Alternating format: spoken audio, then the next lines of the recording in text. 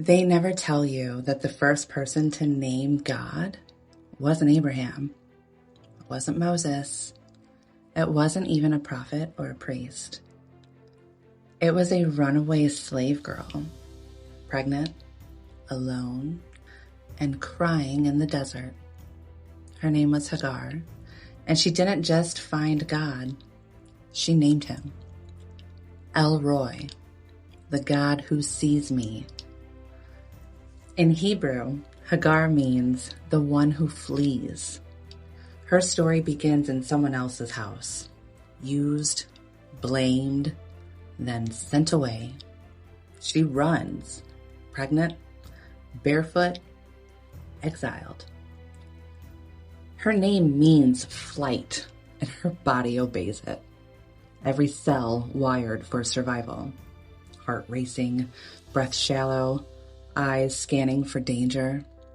She is the physiology of abandonment.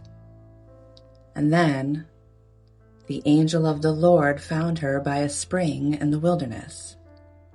Found her, not in a temple, in a trauma response. This is the first divine encounter ever recorded at a well.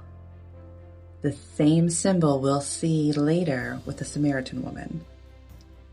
Because the well is where emotion meets revelation, where the nervous system comes to drink from living water. The angel says, Hagar, servant of Sarai, where have you come from, and where are you going?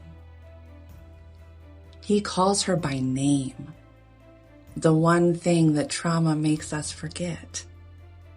When she answers, I'm fleeing, he doesn't shame the fear.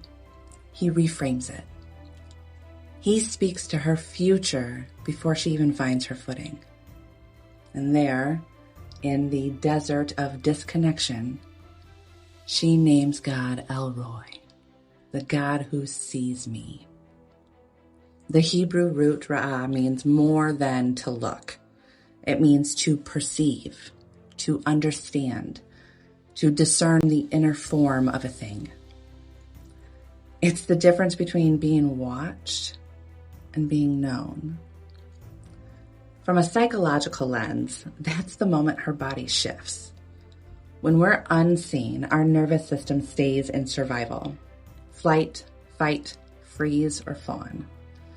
But when we are seen accurately, the body releases safety signals. The ventral vagal complex comes online. Breath deepens, heart rhythm steadies, connection becomes possible again. Her body shifts from flight, her very name, to belonging. That's what happens when you encounter El Roy. You don't just get noticed, you get regulated. You remember what it feels like to be home in your own skin. Later, in Genesis 21, she wanders again. A single mother watching her son collapse from thirst. And the text says, then God opened her eyes and she saw a well. He didn't create a new well. He opened her perception to what had always been there. Because trauma narrows vision and safety restores sight. The God who sees her helps her see again. Visibility begets vision. Hagar's encounter is the gospel in miniature. A runaway slave becomes the first woman to name God.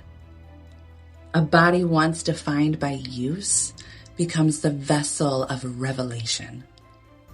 And flight, her very identity, becomes the birthplace of belonging. That's what happens when love sees you. Your nervous system learns a new name. Be seen and see, beloved.